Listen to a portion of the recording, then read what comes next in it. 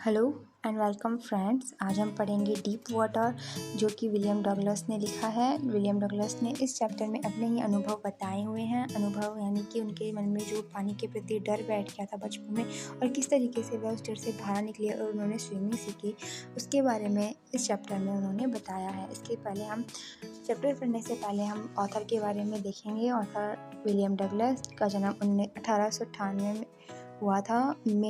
मैनसोटा में हुआ था और उनकी मृत्यु हुई थी 1980 में। उन्होंने ग्रेजुएशन की इंग्लिश और इकोनॉमिक्स से बीए की, और उसके बाद उन्होंने 2 साल तक याकिमा के हाई स्कूल में टीचर के रूप में काम किया। However, he got tired of this and decided to pursue a legal career। फिर उसके बाद उन्होंने ये सब छोड़कर, यानी जब इन सब से वो थक गए थे, उन्होंने डिसाइड किया कि वह अब एक लीगल करियर बनाएंगे। He met Franklin D Roosevelt at Yale and become an adviser and friend to the president. उन्होंने जब उनकी मुलाकात फ्रैंकलिन रोosevelt से येल में हुई, तो वह उसके बाद वह एडवाइज़र बन गए। एडवाइज़र बनने के साथ साथ वह प्रेसिडेंट के एक फ्रेंड भी बन गए। उसके बाद Douglas was a leading advocate of individual rights, यानी कि जो डगलस है वो व्यक्तिगत अधिकारों को लीड करते थे, यानी व्यक्तिगत अधिकारों के ऊपर वकालत करते थे। He retired in 1975 with a term lasting 36 years and remains the longest service justice in the history of the court। इस कोर्ट की हिस्ट्री में जो डगलस थे, उन्होंने सबसे लॉन्ग टर्म में काम किया था, यानी कि इस कोर्ट की हिस्ट्री में किसी ने भी इतने दिनों तक सर्विस नहीं की थी। वह 1975 में रिटायर हो गए थे। The following excerpt is taken from of man and mountains by William O Douglas. जो हमारी ये डीप वाटर चैप्टर लिया गया है, वह उनकी एक बुक में से लिया गया है, जिस बुक का नाम था of man and mountains. It reverse how as a young boy William Douglas nearly drowned in a swimming pool। In this essay, he talks about his fear of water and thereafter how he finally overcome it। इस chapter में वो बताते हैं कि किस तरीके से एक छोटा बच्चा विलियम डगलस स्विमिंग पूल में डूब गया था और किस तरीके से उसके अंदर पानी का डर बन गया था, और उसके बाद वह उस डर से काबू पाकर स्विमिंग सीखता है। Notice how the autobiographical part of the selection is used to support his description of fear. यहाँ हम नोटिस करेंगे किस तरीके से ऑटोबायोग्राफिकल पार्ट जो है वो किस तरीके से डिस्कशन को, फियर के डिस्कशन को सपोर्ट करता है। It had happened when I was 10 और 11 इयर्स ओल्ड। ये तब हुआ जब मैं 10 और 12 साल का था। I had decided to learn to swim. मैंने डिसाइड किया कि मैं अब तैरना सीखूंगा। There was a pool at the YMCA in Yakima that offered exactly the opportunity. वो कहते हैं कि स्विमिंग सीखने के लिए सबसे जो अच्छी जगह थी वो याकिमा में YMCA में एक पूल में थी। The Yakima river was trekkers, यानी कि जो ये याकिमा रिवर थी वो बहुत ज़्यादा खतरनाक थी। Mother continually warned against it and kept fresh in my mind the detail of each drowning in the river। और जो डगलस की मदर थी वो उन्हें बार बार वार्न करती रहती थी कि किस तरीके से उसके अंदर बार लोग डूब जाते हैं, ये उसे याद दिलाती रहती थी। But the YMCA pool was safe. जो YMCA पूल था वो सेफ था। It was only 2 or 3 feet deep at the shallow end and while it was 9 feet deep at the other, the drop was gradually।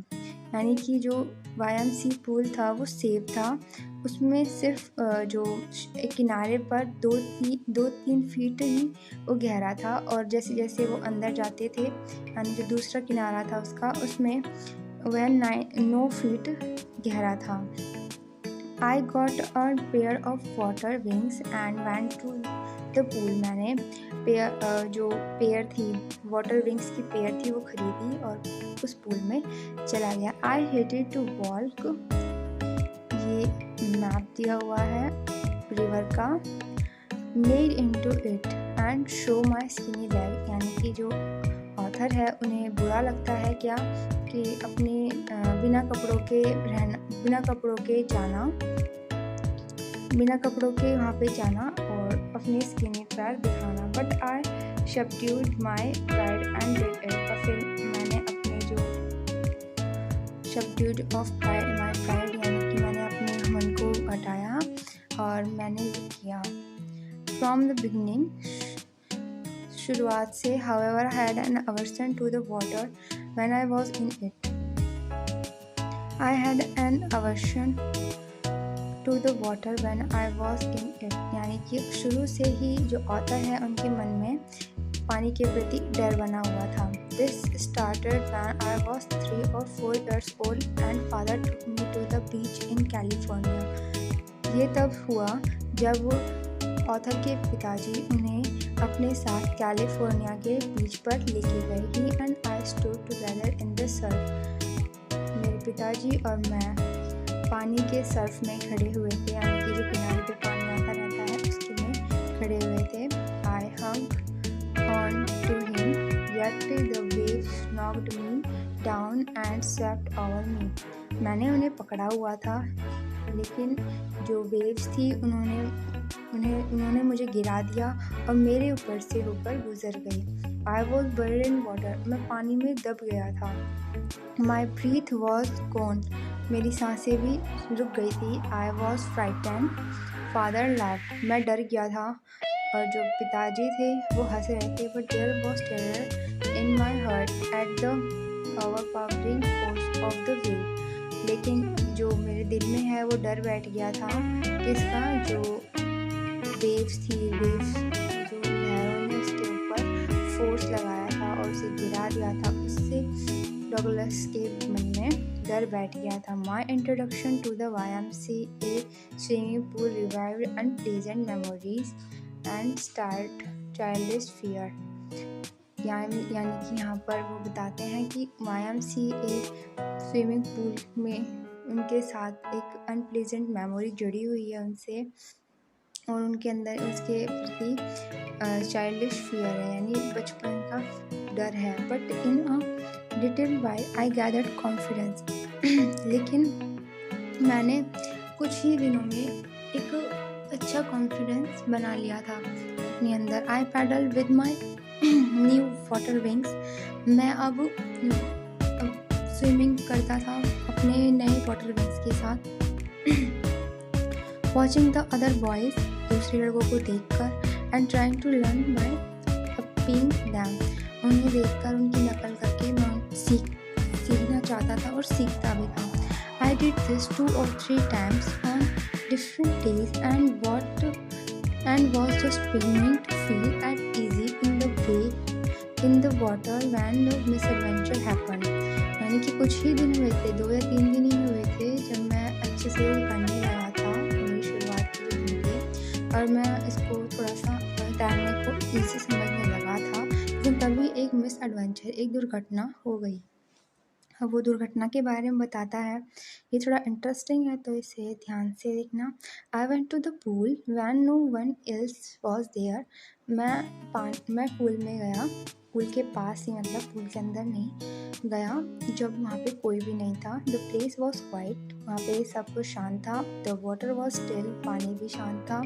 And the tiled bottom was as white and plain as a bathtub की तरह ही जो swimming pool था वो सफ़ेद और साफ था। I was timid about going in alone, so I sat on the side of the pool to wait for others. मैं डर रहा था उसके अंदर अकेले जाने में, पानी के अंदर, इसलिए मैं पूल के साइड में दूसरों की वेट करने लगा बैठकर पूल के साइड में।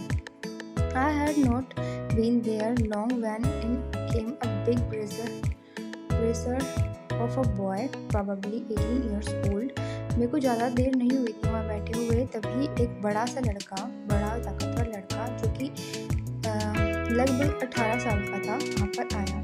He had thick hairs on his chest, उसकी छाती पर घने बाल थे। He was a beautiful physical specimen with legs and arms that showed their bending muscles. वह एक अच्छा उदाहरण था फिज़िकल ब्यूटी का, जिसके जो आर्म्स और लेग्स थे वो अपनी मसल्स शो कर रहे थे बाहर की ओर, यानी कि उसकी अच्छी खासी हट्टी कट्टी बॉडी थी। He yelled, "Hi skinny, how did you like to be tucked?" उसने कहा कि Hi skinny, how did you like to be tucked? तुम कैसा महसूस करोगे डक बनकर, यानी कि उसने कहा कि तुम छलांग क्यों नहीं लगा रहे। उसके कहने का तात्पर्य यह था। With that he picked me up and tossed me into the deep end. इसके साथ ही उसने मुझे पिक किया, उठा लिया और मुझे पानी के डीप एंड में यानी गहराई में फेंक दिया, मतलब जो गहरी साइड थी उस स्विमिंग पूल की उसमें फेंक दिया। I landed in a sitting position. मैं सिटिंग पोजीशन यानी बैठे हुए पोजीशन में नीचे लैंड कर गया, यानी पानी में इस तरह से कूदा जैसे कि बैठा हुआ हो। Salad water and went at once to the bottom, और पानी उसने नीला यानी कि उसके मुंह में पानी चला गया और उसके स्विमिंग पूल के बॉटम में जा रहा था। I was frightened, मैं डर गया, but not yet frightened out of my bed, यानी कि मैं डर गया लेकिन अभी मैं होश में था, यानी कि अभी मेरे अंदर ये था कि मैं कुछ सोच सकूं। On the way down I planned, यानी कि नीचे जाते हुए रास्ते में मैंने प्लान बनाया। When my feet hit the bottom, I would make a big jump, come to the surface, lie flat on it and paddle to the edge of the pool.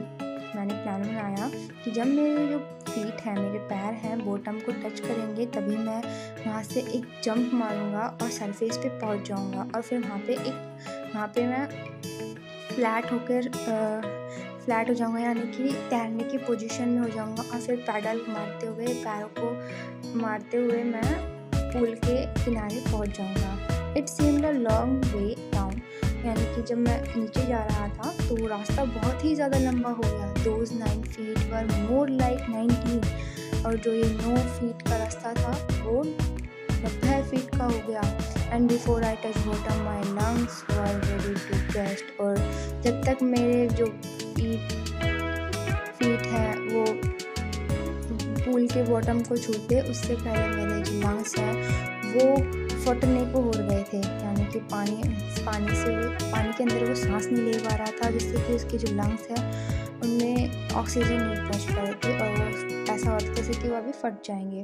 But when my feet hit bottom I someone all my strength and made what I thought was a great spring upwards, यानी कि जब मेरे पैरों ने bottom को छुआ तो मैंने अपनी सारी की सारी शक्तियाँ लगा दी और एक अच्छी, जैसे मैंने प्लान बनाया था वैसे ही अपवर्ड यानी ऊपर की तरफ अपने आप को धकेला। I imagine I will bob to the surface like a cork, मैंने सोचा मैं शायद सरफेस में जो पूल है उसके सरफेस पर एक कॉर्क की तरह उछल जाऊंगा। Instead I came up slowly, I open my eyes and सा नथिंग, और इसके बावजूद मैं वहाँ पे धीरे धीरे ऊपर आया और मैंने अपनी आंखें खोली और मैंने कुछ नहीं देखा, ओनली सिर्फ वाटर था, यानी कि मैंने जितनी भी ताकत लगाई उसके बावजूद मैं बहुत धीरे धीरे ऊपर आया, और जब मैंने अपनी आंखें खोली तो आसपास केवल पानी था और कुछ नहीं था। Water that had a dirty yellow tint to it, और जो पानी था वो थोड़ा पीला था।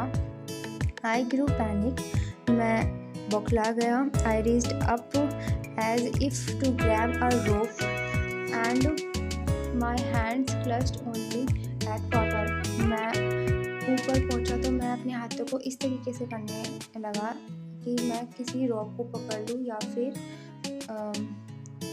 किसी चीज़ को पकड़ के बाहर निकल जाऊँ, लेकिन मेरे हाथों में केवल पानी आया। आई वॉज सफोकेटिंग, मेरा दम घुट रहा था।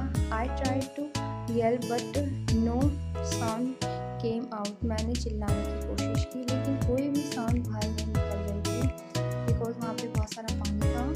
Then my eyes and nose came out of the water, फिर मेरी आँखें और मेरा मेरी नाक है वो पानी से थोड़ी बाहर आई, बट नॉट माई माउथ, और मेरा मुंह बाहर नहीं आया, यानी कि नाक से नीचे तक पानी था, उसके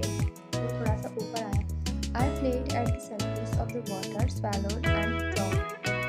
मैं पानी के सरफेस पे आया और उसने पानी को थोड़ा सा निकला, यानी उसके मुंह में वापस से पानी चला गया और उसका जो मुंह था वो वापस से चौक हो गया, यानी कि वो वापस से वो कुछ बोल नहीं पा रहा था।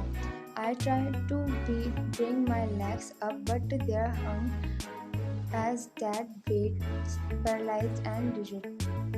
मैं अपने पैरों को ऊपर लाने की कोशिश कर रहा था, पर जो मेरे पैर थे वो ऐसे लग रहा था जैसे कि वो डेड वेट बन गए हैं, यानी मरे हुए बोझ बन गए हैं, पैरालाइज्ड हो गए हैं, कठोर हो गए हैं। Great force was pulling me अंदर, और एक ताकतवर शक्ति मुझे अंदर की तरफ खींच रही थी। I screamed but only the water heard me. मैं चिल्ला रहा था लेकिन केवल पानी मुझे सुन रहा था। I had started on the long journey back to the bottom of the pool. मैंने फिर से अपनी लंबी जो यात्रा है, जो मैंने पहले यात्रा की थी, वही यात्रा मैंने वापस से शुरू कर दी, यानी कि नीचे पानी में मैं वापस से जाने लगा। I struggled at the water as I went down. मैं पानी से टकरा रहा था जैसे जैसे मैं नीचे जा रहा था। Expending my strength as one in a nightmare fight as irresistible force, यानी कि जिस तरीके से एक रात के बुरे सपने में मैं अपने हाथ पैर मारता हूँ, अपनी पूरी स्ट्रेंथ लगाकर मारता हूँ हाथ पैर, उसी तरह से मैं अब अपने हाथ पैर मार रहा था। I had lost all my breath, और मैं अपनी सांस खो चुका था, यानी मुझे सांस नहीं आ रही थी। My lungs were तो इसलिए मैं वो डेथ कर रही थी, और जो सर है वो धड़ रहा था, सर भी धीरे धीरे होने लगा था।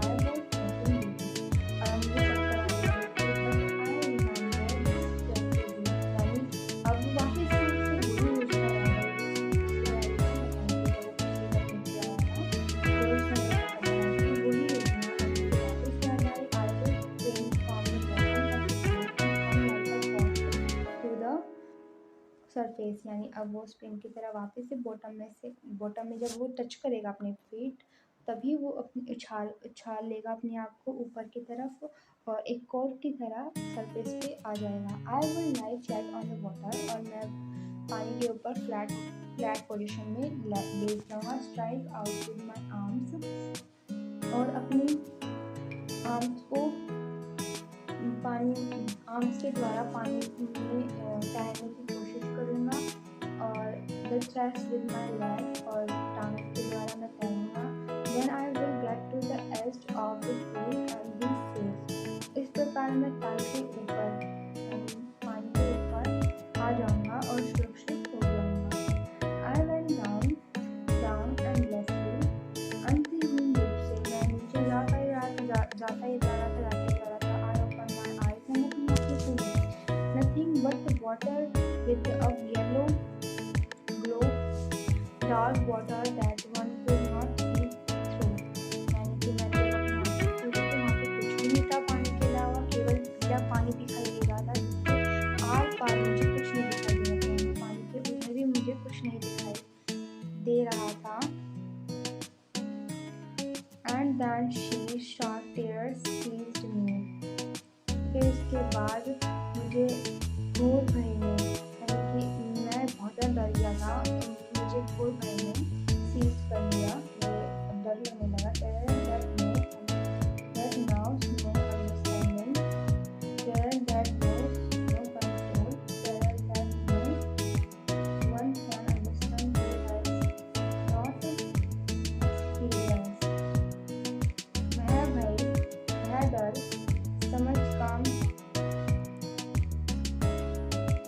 वह डर जिसके अंदर मैं समझ नहीं पा रहा था, जिसके अंदर मैं किसी भी चीज़ पे मेरा काबू नहीं था, और वह भय जो वही जान सकता है जिसने उसे अनुभव किया हो। I was shaking under water, मैं पानी के अंदर चीख रहा था। I was paralysed under water, still freezed with fear, मैं पानी के अंदर पैरालाइज्ड हो गया, और वहाँ पर मैं कठोर, डर के साथ साथ मैं कठोर हो गया। और बड़ा हो गया। Even the screams in my throat were frozen.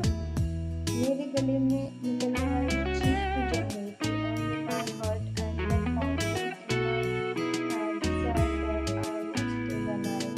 केवल मेरा दिल जो धड़क रहा था और जो मेरा जो सर है वो भी धड़क रहा था, केवल यही बता रहे थे कि मैं भी जिंदा हूँ। And then in the midst of the terror came a touch of reason. और तब डर के मध्य शक्ति लगाने का विचार आया। मैंने वापस से अब वो वही शक्ति वापस लगाना चाहता था। I must remember to jump when I hit the bottom. मुझे याद है कि मैं जब बॉटम को टच करूँगा तो मुझे वापस से जंप लगाना है। At last I felt the tiles under me. मैंने वापस से आखिर में टाइल्स के वो सोल्स भी मेरे पैरों में मिले।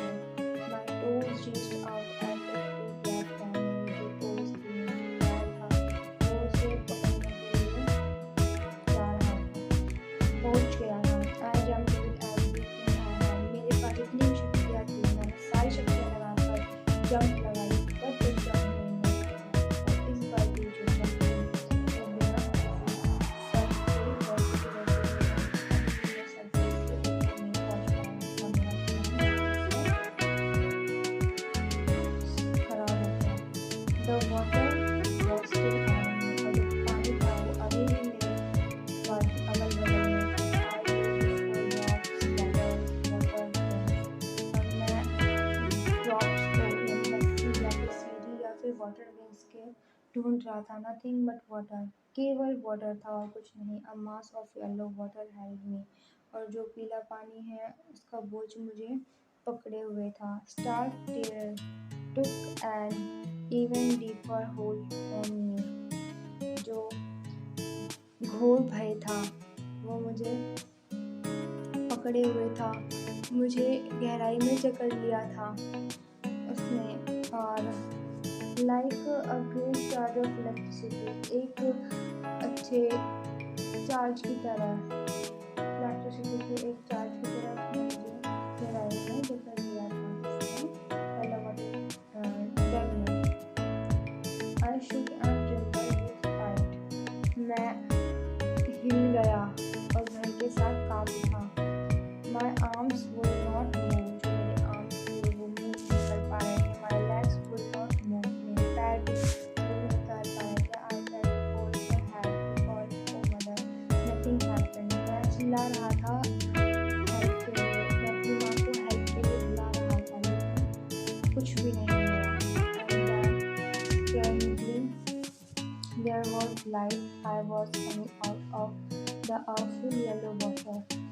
और तब अजीब तरह से वहाँ रोशनी थी। मैं इस भयानक पानी से बाहर आ रहा था। At least my eyes were. कम से कम मेरी आँखें तो बाहर थी। My nose was almost out too. मेरी नाक भी लगभग बाहर थी। जो वापस आने के लिए आँखें हैं और नाक है वो वापस से बाहर आई। Then I started down. लेकिन फिर जो मेरा मुँह है वो वापस आने लगा। इससे पहले ही मैं वापस से नीचे आने लगा। I struck for air and hot water. मैंने कोशिश की हवा पानी की। मैंने की जब वो सांस नहीं ले पा रहा था तो उसने सांस खींचने की कोशिश की, लेकिन उसे हवा के बजाय पानी मिला। The yellowish light was going off. लेकिन अब जो yellowish जो पीली लाइट थी वो जा रही थी। Then all efforts ceased. अब सभी प्रयत्न खत्म हो चुके थे। मैं रिलैक्स हो गया, यानी कि अब जो ऑथर है उनकी हालत बहुत ही ज़्यादा ख़राब हो गई थी और उनकी जो सारी शक्तियाँ थी खत्म हो गई थी। वो अधमरे से हो गए थे, यानी कि ना ही मरे थे और ना ही से अभी फोर्स में थे। Even my legs started lame. जो उनके पैर थे वो भी अब अपंग जैसे हो गए थे। And a blackness swept over my brain. और जो मेरे दिमाग में अंधेरा छा गया। I wept out fear. इसने डर को दूर कर दिया था और wept out terror. और भय को भी दूर कर दिया था, डर और भय सबको दूर कर दिया। There was no more panic. अब कोई मैं ज़्यादा घबराया हुआ नहीं था, मैं डरा हुआ नहीं था। It was quiet and peaceful. अब सिर्फ शांति थी और चुप्पी थी चारों तरफ, यानी कि अब जो ऑथर है उसको कुछ सुनाई नहीं दे रहा था, वो कुछ सोच नहीं पा रहा था, उसके दिमाग में अंधेरा छा गया था। Nothing to be afraid of. अब कुछ भी नहीं था डर लगने के लिए। This is nice to be drowsy. ये अच्छा है निद्राजनक होना, नींद में चले जाना। गो टू स्लीप, नींद में चले जाना। नो नीड टू जंप, अब चलने की कोई जरूरत नहीं। टू ट्राई टू जंप, अब ट्राई जंप करने के लिए ट्राई करना जरूरी है। It's nice to be jolly jolly. इतनी कोमलता से ये जाता है to float along in space, फैलाना है, पैदल arms around me, वो चारों तरफ फैल गई हैं। Tenders arm like mother's. अब वो जो पानी की बाहें हैं, वो मुझे ऐसा लग रहा है जैसे मैं अपनी मम्मी की आर्म्स में बैठा हुआ हूँ। ना I must go to sleep, अब मुझे सोने जाना चाहिए। आई क्लोज टू ऑवियन and the curtain of the life fell. मैं सब कुछ भूल गया था और जीवन का पर्दा गिर गया, यानी कि अब जो ऑथर है वो पानी के अंदर है और उनके जो दिमाग है वो चलना बंद कर दिया है, और उसमें अंधेरा अंधेरा छा गया है। उनकी आंखें भी अब कुछ नहीं देख पा रही है, वह कुछ महसूस नहीं कर रहे हैं और ना ही अब वह